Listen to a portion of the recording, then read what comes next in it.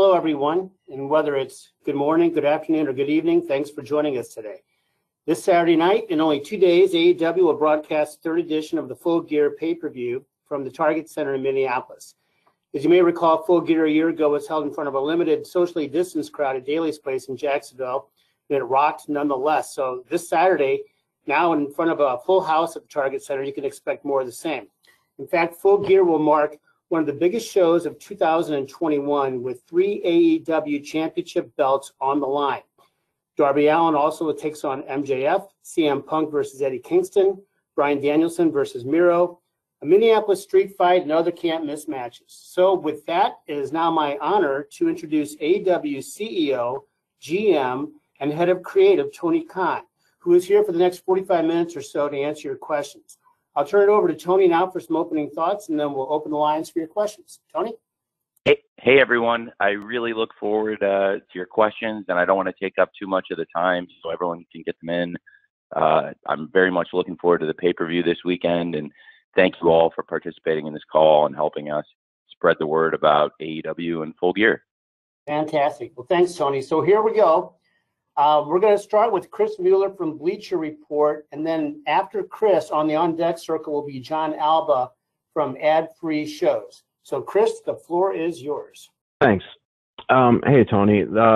So with Full Gear coming up, we've got a big card here with 10 matches, and previous pay-per-views have been similar length. I was just wondering if that is sort of like the ideal length that you've kind of picked for AEW pay-per-views, or do you ever see that being shortened or expanded for different events in the future?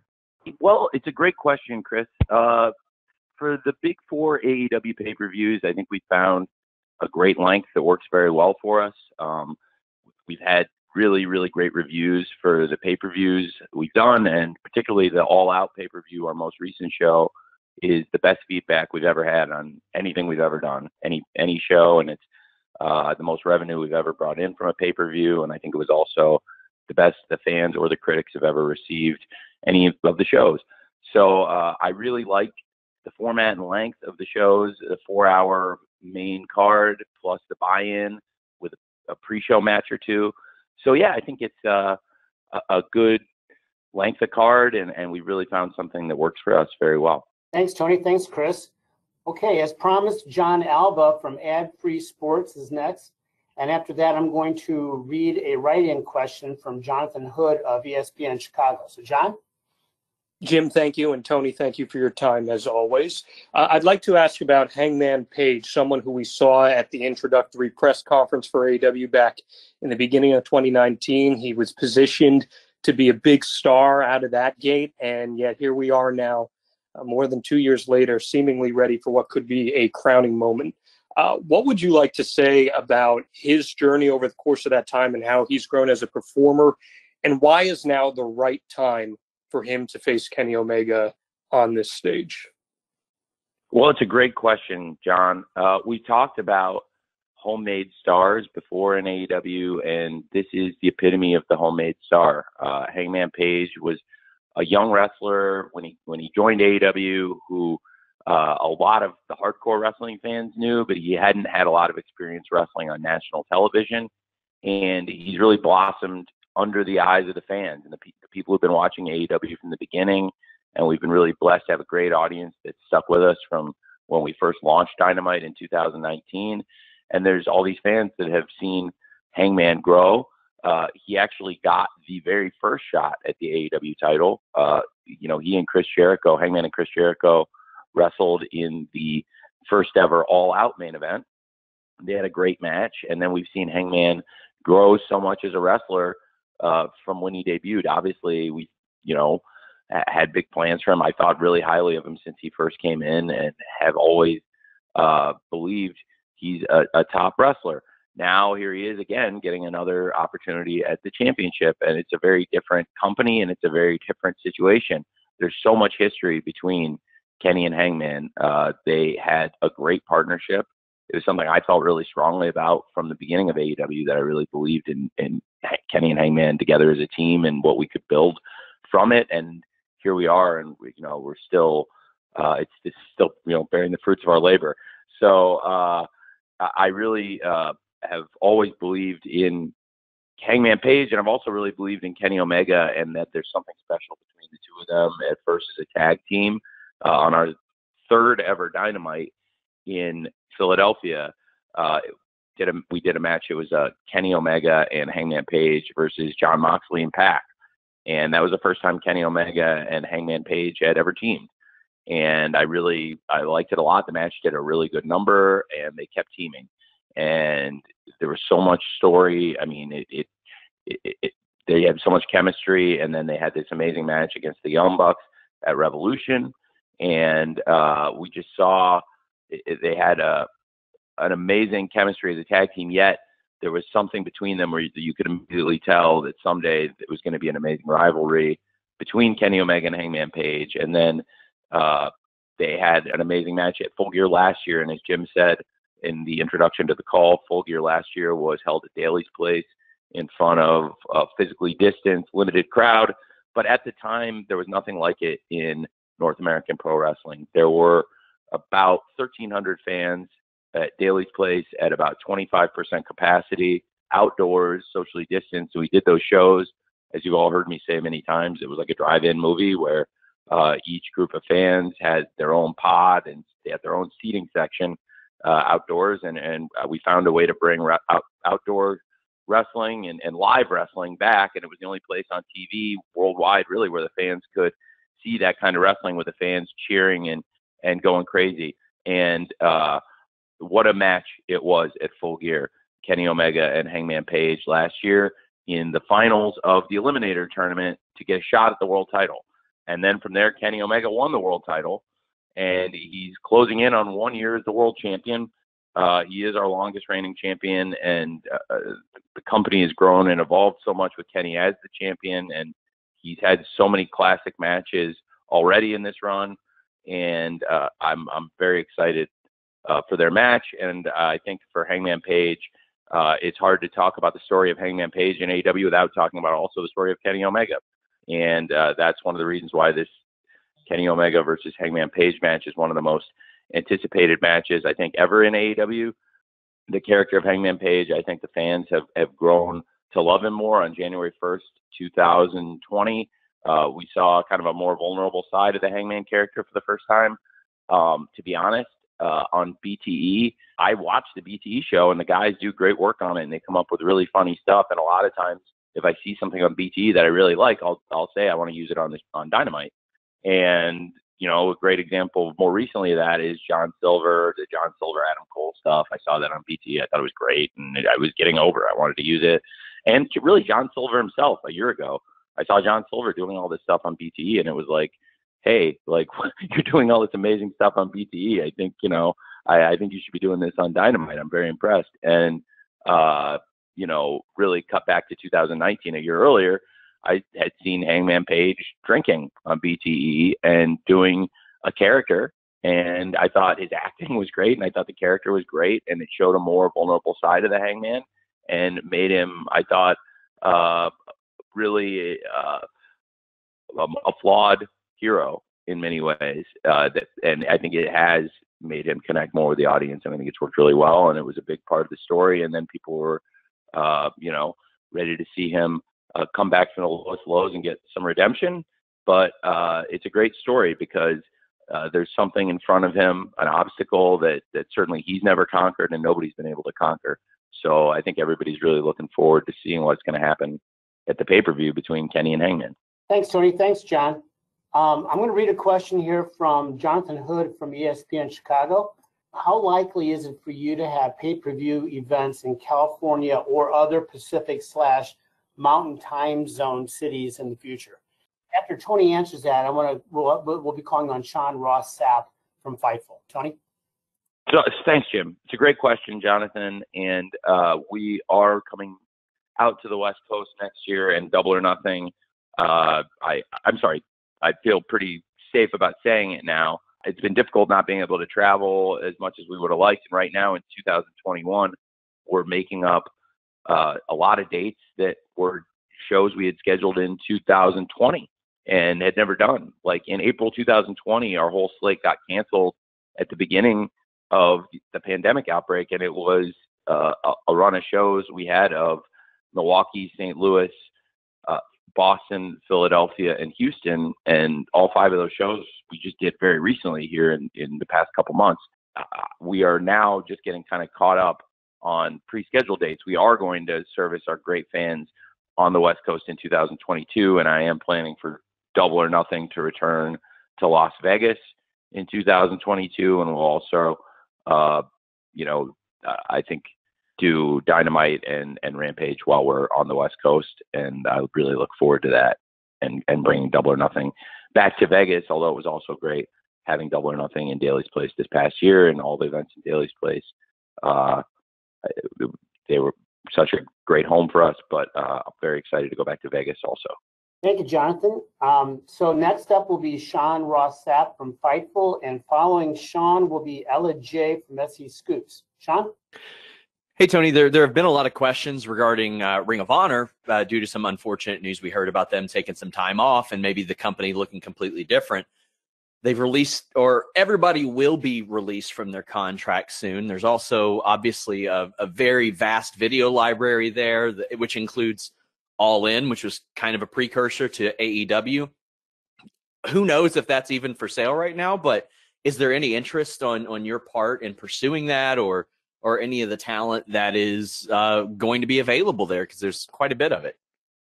Well, there's a lot of great stuff there. They've had a lot of great matches and great shows in the library, and they have some very good talent. So I can't say with any certainty, but we'll see what happens on the business side. And as far as the talent goes, I would say stay tuned to AEW. There's Dynamite every Wednesday. There's Rampage tomorrow, and the Full Gear pay-per-view on Saturday. So you never know who's going to show up in AEW.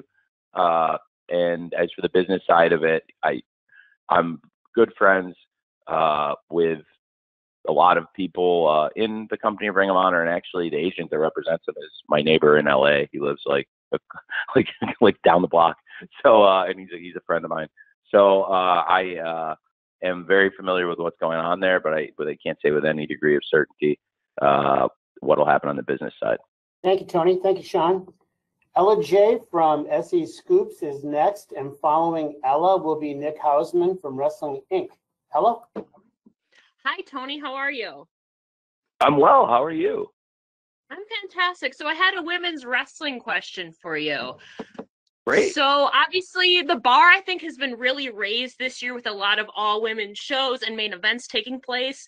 But does AEW have any plans or hopes to contribute maybe an all-women's event of their own sometime? So I'm gonna cut off your question right there, because I don't think I get enough credit for what I did for the NWA show, because a good number of the people who wrestled on the NWA show were wrestlers I sent and paid.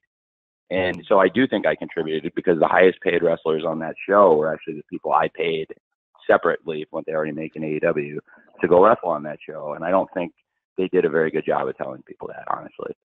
Even though it wasn't like the deal we did, I wish they'd told more people that, because that was one of the points I made when we closed it. Was I think it would be nice if you told people that I'm paying the wrestlers coming, because it is a big contribution for me. Does that make sense? Yes. Okay. So I did pay the wrestlers for that show. So I was like, it's like kind of like when you pay for a dinner and nobody thanks you. So like that was one thing. So I have really been making a big effort this year to grow and improve our women's division, and I think have made I think a lot of strides with our women's division this year as a company. We've added big free agents, and I'm really excited about what's happening with the TBS tournament right now. Among the big free agents we've added are Thunder Rosa, who came over from the NWA, of course, Ruby Soho. And Ruby Soho coming over, it's interesting because I had a great conversation with her a couple days ago. She's in the TBS Championship tournament, and she's been in a lot of tournaments, and she's wrestled all over, as you know. And I was talking to her about the tournament, and she's not a BS person. Like Dory, Ruby Soho, is the ultimate straight shooter, and she loves this tournament. She was saying she's never been in a tournament like this. She loves all the story in it, because if you look, like there's story building with her and Chris Statlander, and they didn't really have a rivalry, but there's, you know, they've been doing the promos on TV, and we've seen that there's been a couple of situations where they've helped each other out. You know, Chris had Ruby's back, and then now they're even, and Ruby doesn't owe her anything anymore. And really, I'm excited very much for Jade versus Red Velvet. I'm very excited for Sheeta versus Nyla Rose. And of course, we've seen a lot of great build, including last night's Dynamite towards Thunder Rosa versus Jamie Hayter. So I have been and am trying to actively make big strides in women's wrestling. And as far as a lot of the stuff that has been happening in the all-women shows that have happening other places, I actually have made great contributions, including financial contributions, which I think they could have done a better job of telling people about, honestly, if that makes sense. Thanks, Tony. Yes, Thanks. makes sense. Thank you. So next up is Nick Hausman from Wrestling Inc. And thereafter, I will have a write-in question from Sebastian Diaz from Over the Top Rope Wrestling in Chile. So, Nick, you're up. Hi, Tony. Thank you very much for the time. I kind of want to follow up on something I'm sure you get a lot of questions about. But, you know, earlier when you were asked about Bray Wyatt, he was still under 90-day non-compete. Obviously, that expired like a week and a half ago. I guess on behalf of a lot of fans, I know he's interested in the movie business right now. But have you had any contact, or is your interest level changed in bringing Bray Wyatt, you know, into AEW? No, I like Wyndham a lot. You know, we'll see what happens. I haven't talked to him about it ever, about him coming to AEW. The last time I saw Wyndham was at Chris Jericho's birthday party, and I think, you know, it was a pretty late night, and it was last year. So it's a very different world, and I only saw him in passing very briefly. I was heading out as he was heading in, but it was pretty late at night. But I think he's a wonderful person and a great talent. Thank you, Nick. Okay, I've got a question here from Sebastian Diaz, who's writing in from Chile. Hi, Tony. We're entering the last weeks of Dynamite on TNT as a weekly show before we jump to TBS. So that's a new start. Will there be a refresh of the brand, maybe new music, new logos, stages, or will it be the same? Greetings from Santiago, Chile. Hey. Okay, so basically, Jim, the question about Dynamite, just to make sure I got the question, it's asking if the format will be the same when we move to TBS. Yeah, format, look, you know, staging, the lighting, the music, you know, will be a different look on TBS, or are we going to pretty much go from the TNT look into TBS? Well, it's a great question. Okay, so now I understand. That is a great question, and it's a few questions in one. The great wrestling and the great wrestlers and what people love about Dynamite, for the most part, I think that's all going to be the same. But the look of the show, you know, we may do some tweaks and in presentation, and it'll be fun. And we'll do our best. And if you don't like it, then we'll go back to what we had. But I think we're gonna look at the presentation of the show going into TBS. But the wrestling, the wrestlers, all the stuff you love about the show, for the most part, I think will be the same. And hey, if I mess with the look of the show and you don't like it, I can always go back.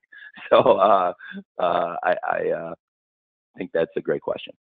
But I'm also very excited about the move to TBS and all the great things that will happen with that, which will be great for us. It's great to be back on Wednesday night now. We were on this amazing run on Wednesday nights, and really it's our home. And there have been a couple times where we've had to shift to, you know, Saturdays here and there. And it's always, you know, uphill to get your momentum back when you do. So I think, as I understand, there'll be a bit less time shifting when we do move to TBS. There are still sports on TBS where there are conflicts and stuff, but I think it'll be great for the fans, and very excited also. Rampage will be staying on TNT. And of course, that same week in January when we launch Dynamite on TBS, we'll of course have Rampage again on TNT, and then we'll have the first ever Battle of the Belts in AEW. So stay tuned for more info on that. And 2022, we're going to start it in a very big way. Thank you, Tony, and thank you, Sebastian, for joining us from South America. So I'm going to come up with two names here. Steven Spice from Steven's Wrestling Journey will be next, and he will be followed by Niger Chambers from Big Gold Belt Media. Steven, are you ready? Hi, Tony. Thank you so much for bringing me on. This means so much to me. Hey, how are you? I love AEW. Thank you. I'm glad to hear it.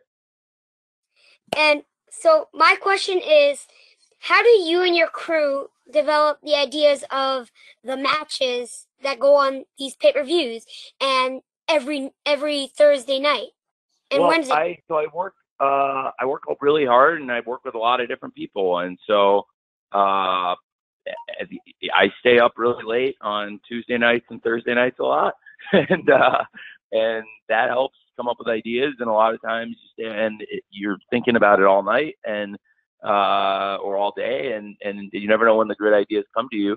And then a lot of other people have really good ideas too. So I talk to lots of different people, and lots of different people have really good ideas, and I have to take all the ideas and figure out which ones are the good ones and which ones are the bad ones. And I try to mostly pick the good ones.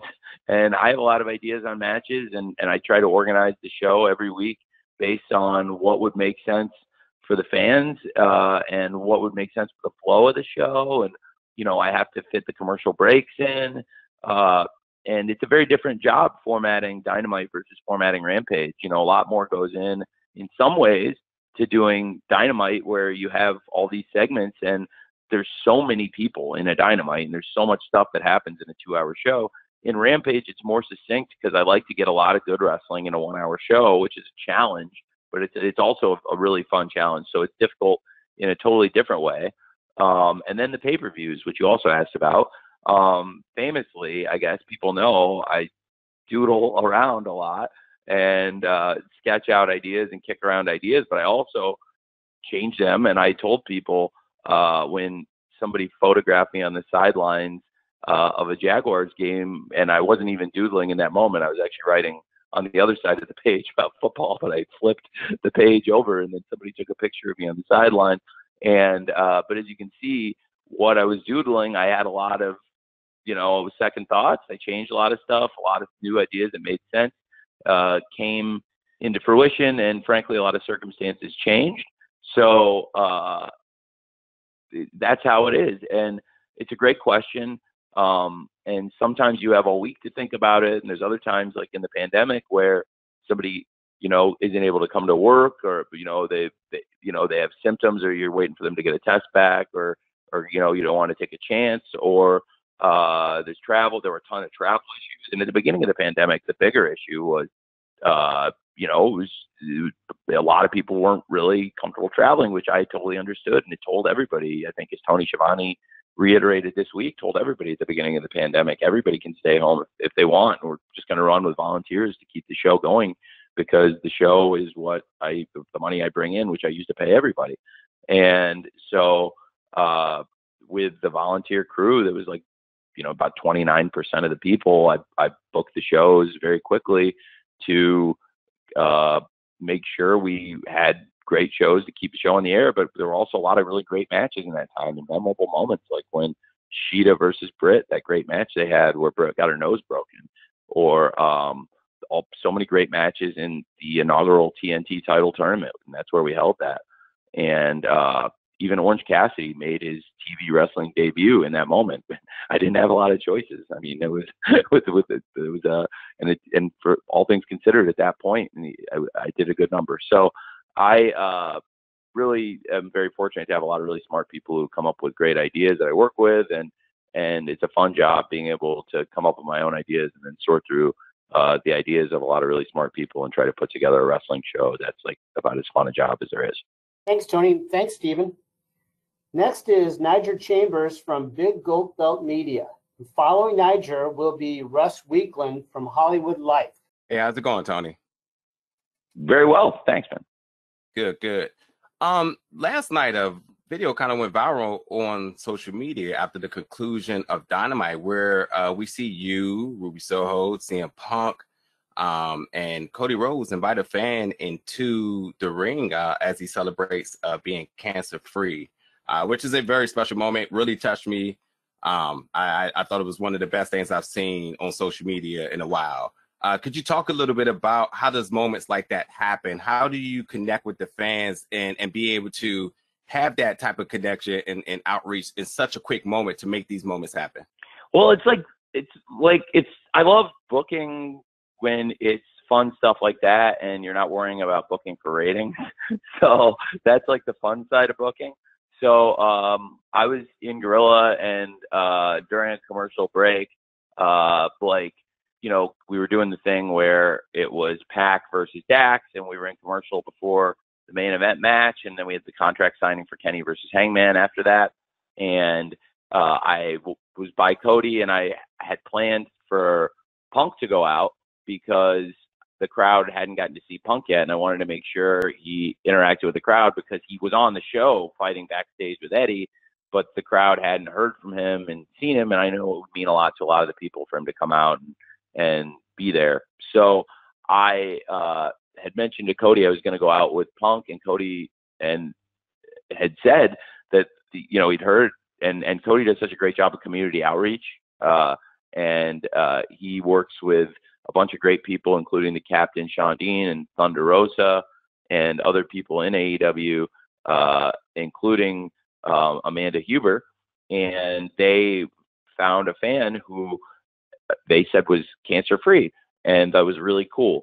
And so I said, all right, well, that's what I'll do is I'll bring out Cody, and then I'll bring out CM Punk, and then Punk told me, reminded me really, that this is Ruby's hometown. And he said, why don't I bring out Ruby then too? And that's another pop, and that'll be great. And I was like, yeah, that's a great idea. We'll definitely do that. And so that's what we'll do. And that's what we did. So that is, like I said, when you're not booking for ratings and it's easy stuff like that, that was just a fun thing. So that's literally how it all came together. And it was really nice to meet Joe. And I think hopefully it was a good moment for Joe, and also just try to make it a nice moment for the fans in Indianapolis, and also for Ruby because it's her hometown, and she's a big star, and we want to treat her like a big star, and it was cool for her to have that moment. Thank you, Niger, and thank you, Tony. Okay, next is Russ Weekland from Hollywood Life, and then I will follow that with a write-in from Mark Madison from Pro Wrestling Post. Yeah, hi. I was hoping any date on the Owen Hart Memorial Tournament. Yes, I'm so glad you asked. There will be updates on the Owen Hart Memorial Tournament after Full Gear. I've been really, there's so much on the card, right? And there's so many stories, and the show is so jam-packed, and I didn't want the Owen Hart Cup to lose the focus when I start talking about it. But the Owen is going to be a big prize in AEW, and I'll have some interesting announcements about it. One thing I will say right now that you know what, I'm going to save it. I'll save it till after Full Gear. You guys will get more announcements on the Owen Hart Cup. I think I'll save it for Dynamite or Rampage after the pay-per-view. But stay tuned on that one. I will give more updates on the Owen Hart, and I have something fun I think everyone will really enjoy. So next, I'm going to read you a question, Tony, from Mark Madison of Pro Wrestling Post, and then after Tony answers that, next up will be Stephanie Chase from Digital Spy. With Eddie Kingston's recent Players Tribune article in which he poured his heart out, could you see back when he initially joined AEW what his contribution to AEW and to the locker room would be eventually, a year from now? Did you foresee the kind of person that you would have, in Eddie Kingston at AEW? Yes, pretty quickly. I connected with Eddie Kingston immediately. He's a very, very close friend of mine, and I didn't know him until he came in. But I connected with him very quickly and tried to find a spot for him right away, too. If you remember, he debuted against Cody, and it was a great match, and it was when Cody was the TNT champion, and we did the open challenge. And Cody came to me with a list of people when he wanted to do the open challenge, and there were a bunch of really good names on it. And the names I think a lot of the people on the list I did end up wanting to use, and then I had some names of my own, but two names he had that he really wanted to work with that have been great were Ricky Starks and Eddie Kingston. And I've felt really strongly about them both after they had the match with him too, and he did a great job in the matches with them, and they both did a great job in the matches with him. And in both cases, I had something for them. Now, in Ricky's case, it was right when he was in the ring. I knew I wanted to use both of these guys on Dynamite, and in the pandemic era, when stars like this came, across your desk, you really wanted to hold on to them. So Ricky, I immediately knew I was going to do the Team Taz thing with, and I actually called Mox at his house and told him I had found a guy that for us to do this with, and he hadn't really seen Rico, and I told him to trust me, and he did. And then he came over, brought Rico over, and he was like, "You were totally right." Now let me go back to Eddie, and I'll talk about Eddie for a really long time. So Eddie, I didn't have that for. I knew I had to do something with this guy. What a massive talent. And Cody and Eddie had such a great match, and found a unique opportunity because at Fyter Fest last year, Young Bucks and FTR were teaming, and it was an unlikely partnership, and they teamed against the Lucha Brothers and the Butcher and the Blade, which was also kind of a unique team in an 8-man tag match at Fyter Fest 2020. And the Butcher and the Blade and the Lucha Brothers won. And I felt like I had to do something with that, because I was like, they beat the Young Bucks and FTR. That's a huge win. And I really want to follow up on it. And I also really want to use these guys. And I'll be honest now, because it was a year and a half ago and it's in the past, like I was, not as deep on the heel side then. And I really wanted to make a go with these guys. And I decided to bring Eddie back as their wrestler and as a manager. And Eddie's a huge fan of Hot Stuff Eddie Gilbert, and I'm a huge fan of Hot Stuff Eddie Gilbert, a huge fan. And he's an inspiration to Eddie. And I told Eddie, this is your chance to kind of be the Hot Stuff Eddie Gilbert of this stable. You're a wrestler and you're a manager, and you'll be the manager for these guys who do a lot of the talking. And that's where the connection with Eddie and, of course, the Lucha Brothers and the Butcher and the Blade began. Then going into All Out 2020, the build, if you remember, was kind of a unique heel-heel build. And some people say heel-heel doesn't always work. I think one of the best examples when I was a kid would be the Horsemen versus the Midnight Express, Arn and Tully versus the Midnight Express, which was a program that had never really got going as much as it could have. It was really drawing money, and then all of a sudden Arn and Tully were gone and became the Brainbusters. That was a great program, and I always thought there was something to it. So we did this where I had a heel situation, basically, where it was Jake the Snake and Lance Archer. It was Team Taz, the aforementioned Starks and Brian Cage, and with Taz, and then this Eddie Kingston group. And then it would always look like it was about to tee off between the three sides of heels. And then Darby would show up, and Darby had this beef with Team Taz, and he would go crazy, and it would all set off, and it was leading to the Casino Battle Royale. Well, I felt really strong, and Eddie had just gotten to the company, and I had the last two guys out there be Lance Archer and Eddie Kingston, and it was this disputed finish in the end, which wasn't even exactly the way Eddie went through the ropes, wasn't even exactly how we originally laid it out, but it actually worked out even better. And I had earmarked Eddie to wrestle Jon Moxley, and that's why I wanted him to be out there and be him and Lance to be the last two guys, because they were the two guys I saw as great opponents for Jon. And then Lance, of course, as he said, he was like, he never expected anything to happen. We were all being very careful in a bubble, and then he went to the veterinarian, and next thing you knew, he had COVID, and it worked out well because Lance and Jon Moxley eventually got to do their matches and built a great rivalry, including the Texas Death Match. But in the moment, it was Eddie's time, and Eddie had this great match with Jon Moxley, and it really built something great. And then they had a real rivalry, and we were able to do, a pay-per-view story building to Full Gear last year, and Jon Moxley versus Eddie Kingston was main event of Full Gear last year for the world title. And Eddie Kingston's been a huge part of the company now. So that's the yes to your question. And now to the no. I mean, Eddie's. I knew the hardcore fans loved Eddie, and I also had seen that he'd crossed over to a mainstream audience, and this was a person you could push on national television to the main event wrestler. But I don't want to undersell how far he's come in the past year or two, and also how far he's come outside of the ring, because I knew Eddie had some struggles, but getting to know him more in the past year, I've learned more and more about it and how far he's come. And the people who knew him before I did tell me, like, you wouldn't believe how far Eddie's come, like, if you knew him back then. So Yes and no, but as a wrestler, really, since he got here, I've always believed in him, and I'm not surprised at all how well he's done. And I absolutely believed in him to put him in, on a pay-per-view in such a critical position in one of the biggest matches of the year, Eddie Kingston versus CM Punk. Thanks, Tony. Thanks for the write-in question there, Mark. Stephanie Chase from Digital Spy is next, and Stephanie will be followed by Jim Barcelone from the Miami Herald. Steph? Hi, Tony. How are you? Great. How are you? I'm great, thanks. I wanted to ask you about the Inner Circle versus American Top Team feud and Full Gear match. What made you choose the Inner Circle for this position to go against American Top Team? And laying out the feud and the matches we've seen so far, how have you found balancing the idea of protecting the AEW guys versus outsiders when, in this case, the outsiders are legit MMA fighters? And if I can sneak in another one, Paige Van Zandt has been so great. Have you spoken to her at all about eventually wrestling?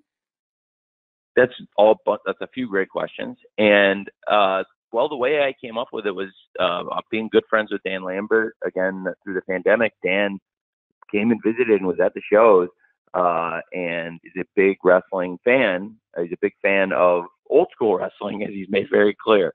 And he's also a big fan of modern wrestling, and he's a really intelligent person. And he had in his stable an American Top Team in his camp. He's got some of the best fighters in the world. And the idea for Inner Circle to be their opponents, I had gone to Chris and I told him, I think there's something really here, and maybe I'm crazy, but Chris totally agreed. And it's funny because I've seen all these arenas with all this heat, and now looking back on it, it's amazing how far it's come. And we've been at Arthur Ashe Stadium and big arenas across the country, and wherever we go, Dan gets insane heat, and the American Top Team get booed, and people love Chris Jericho in the Inner Circle. So I think it's a great pairing, and it's produced some of the loudest reactions from the fans we've heard in a long time. And I think people are having a lot of fun with it. It's a cool rivalry. It's gotten us a lot of mainstream buzz, which I also expected going into it, because when you have things like Jorge Masvidal throwing the flying knee at Chris Jericho, that is going to get picked up. And in that case, it got picked up almost every outlet.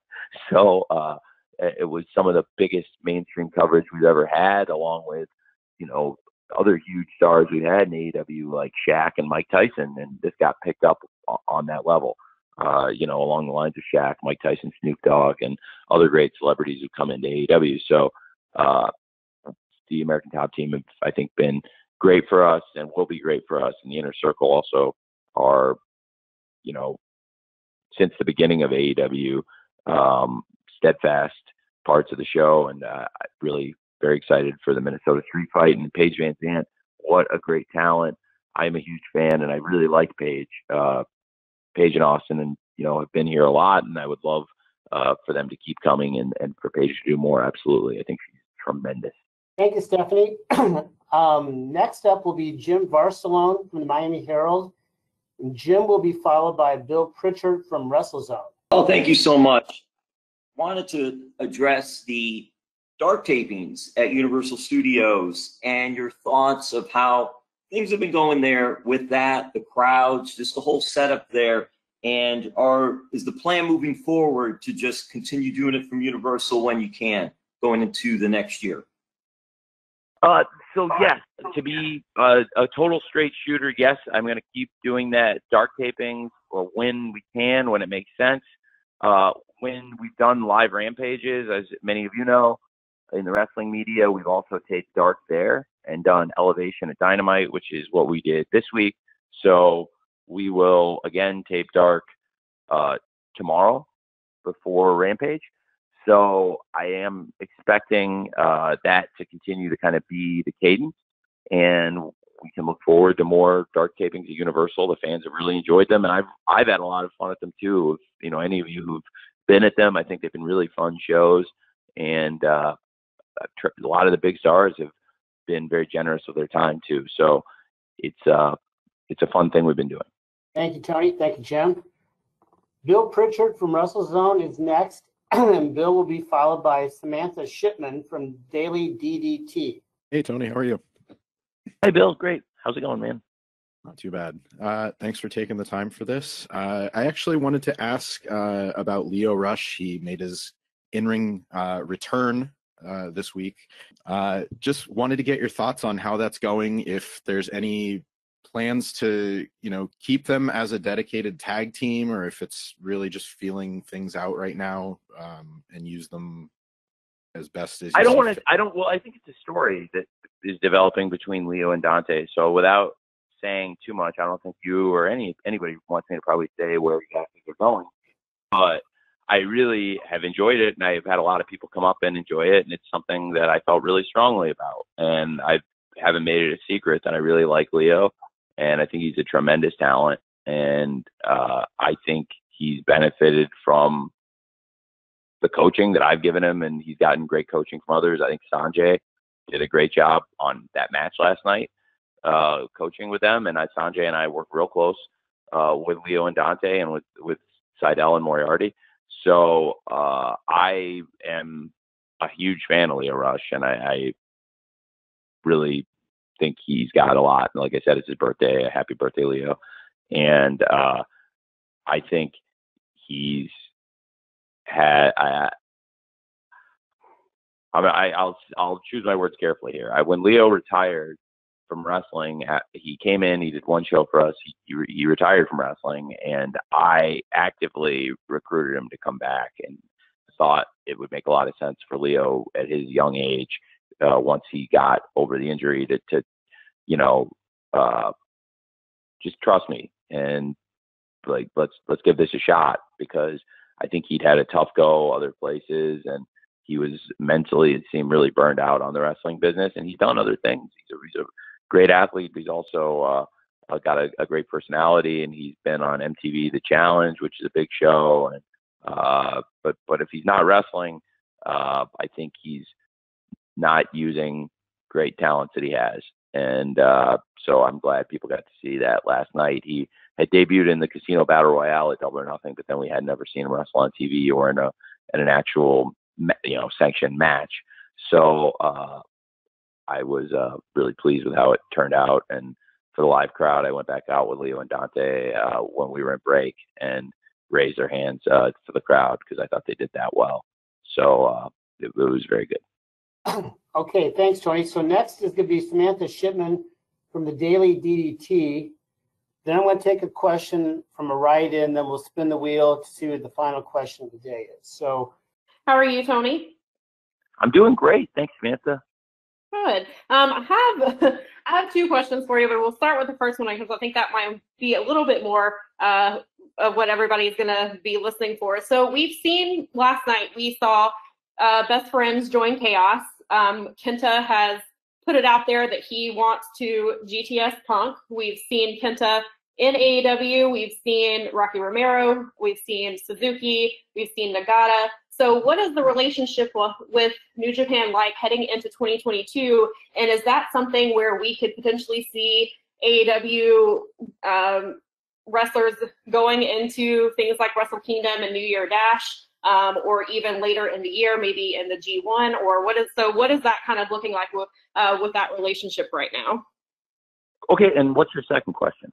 My second question is completely different from that. It is actually about the women's division, and we see that we have. Jim, it's fine. Is it okay if I answer that one and then go back to our other question, just so I don't? Absolutely. Okay, it's a great relationship. I really enjoy working with New Japan. It's changed a lot since AEW started, because when AEW first started off, I think they were pretty pissed off with me. And then as wrestling went on, I think they saw that I wasn't really trying to stop them from doing anything, and I actually made a lot of friendly gestures along the way. Like Chris Jericho, I was very open about Chris Jericho working in New Japan, and then when he was wrestling at the Tokyo Dome in January 2020, I even cleared the stipulation, which we put together.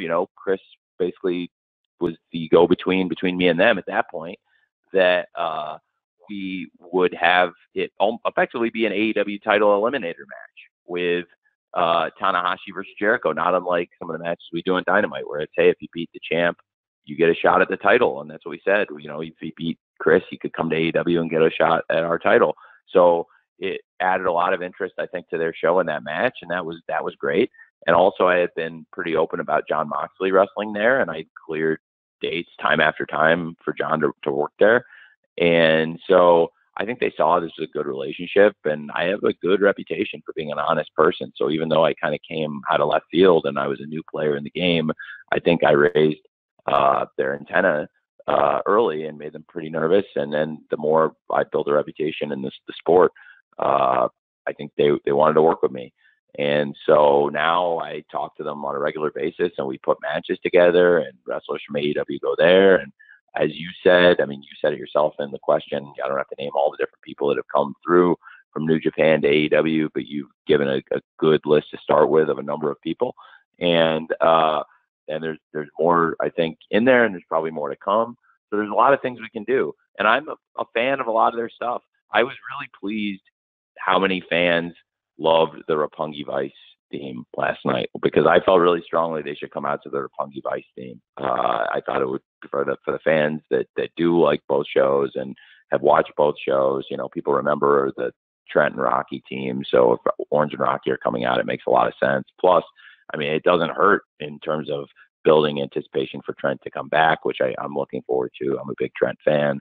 And look, with New Japan, it's a good relationship. And that's why I was so amused when the story of the day on a weekend in the summer, this past summer, was this story that kept getting buzzed, that clearly was getting signal boosted by some PR person, that New Japan would work with WWE, which was comical to me, because I was doing all this stuff with New Japan. I had all these plans with New Japan, and I knew Nagata was going to be coming to Dynamite, and we were doing this stuff with Kenta and had other plans in the future. And this was before we had even worked out Suzuki coming in. And I'm not sure if you mentioned Kojima, I didn't hear it, but you might have. But Kojima is another great wrestler who's come in and wrestled on pay-per-view for us at All Out, had a great match with Mox.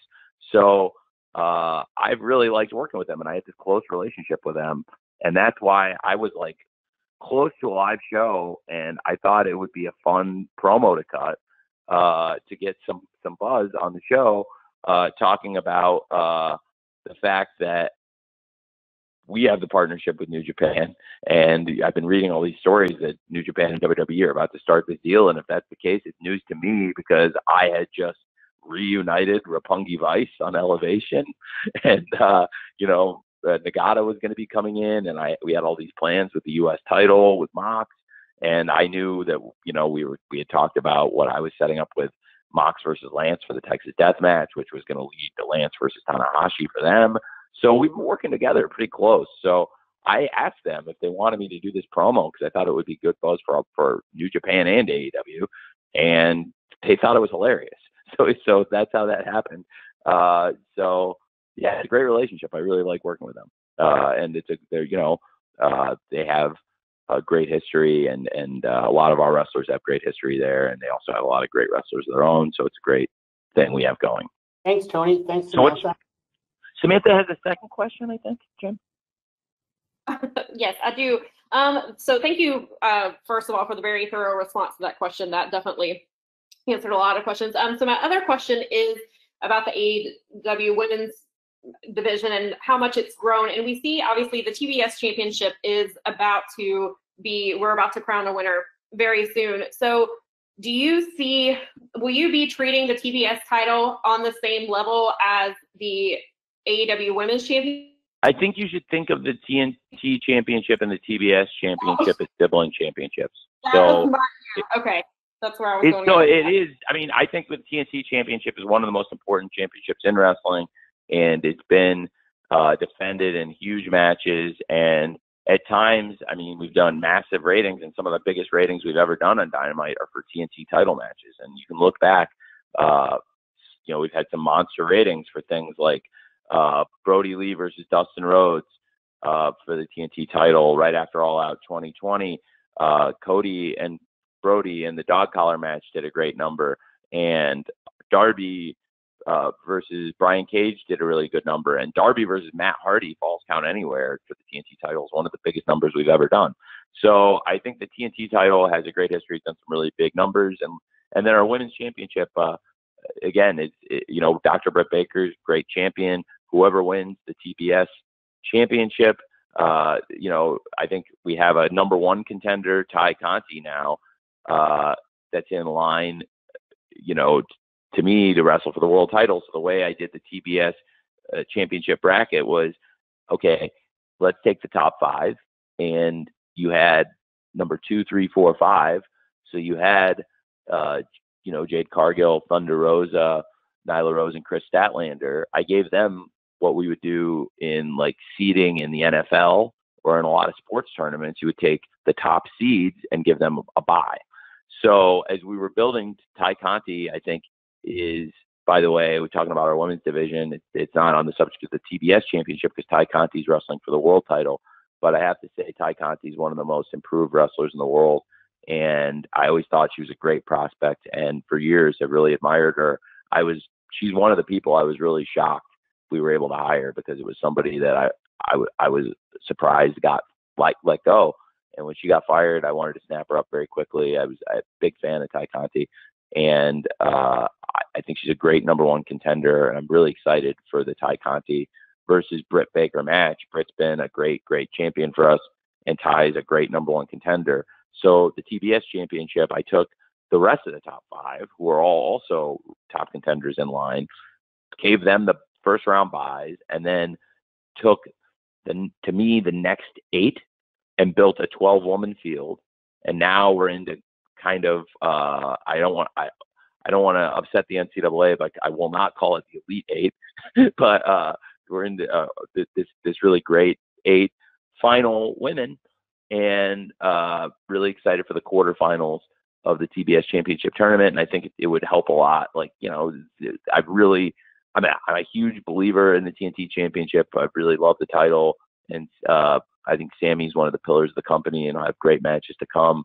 And I just think that if you could think of it as like the sibling championship, it'll be treated very similarly.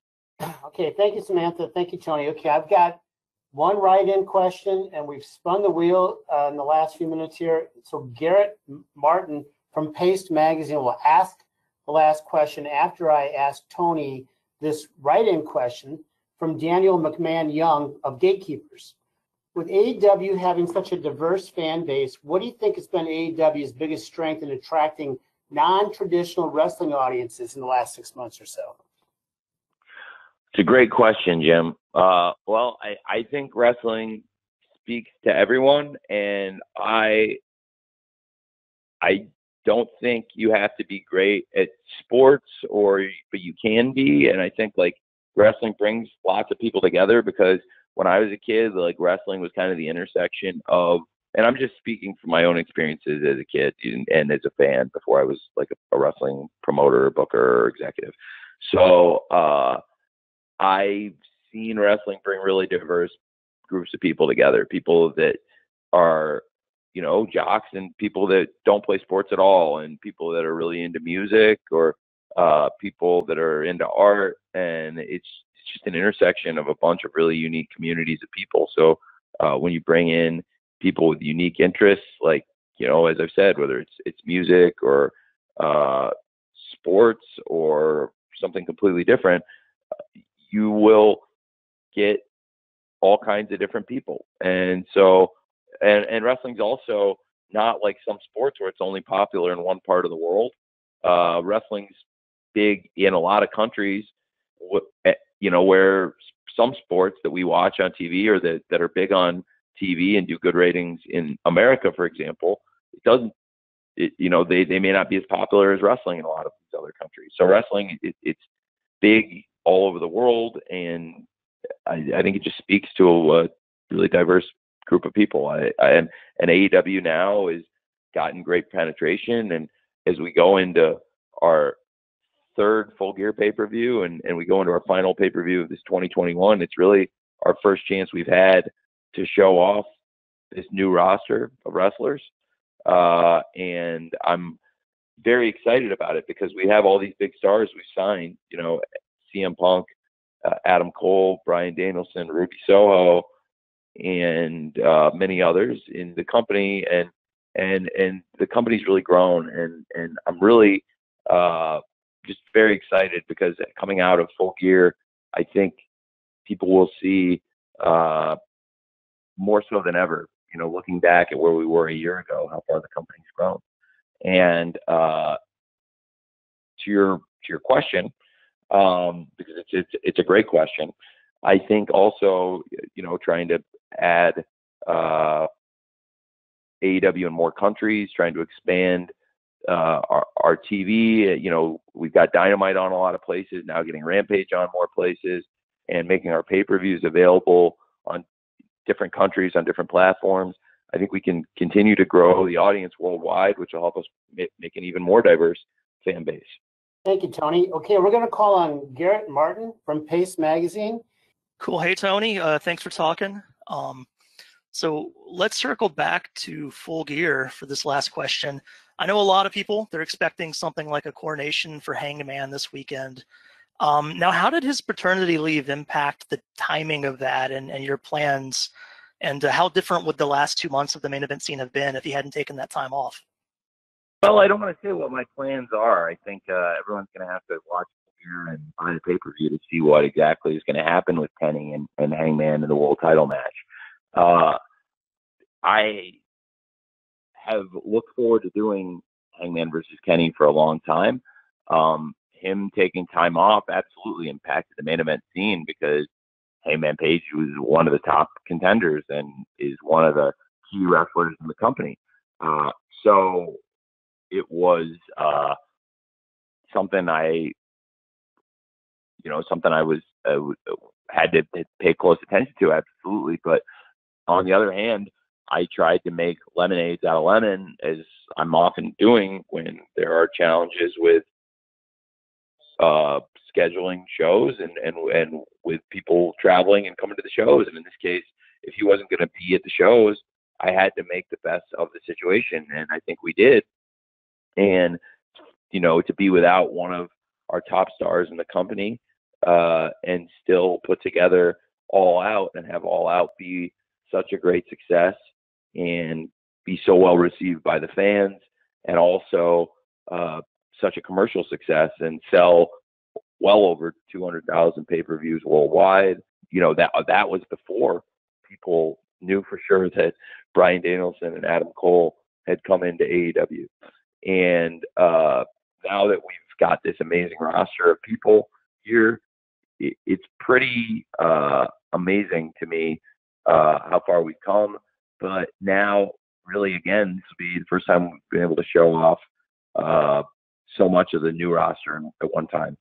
So I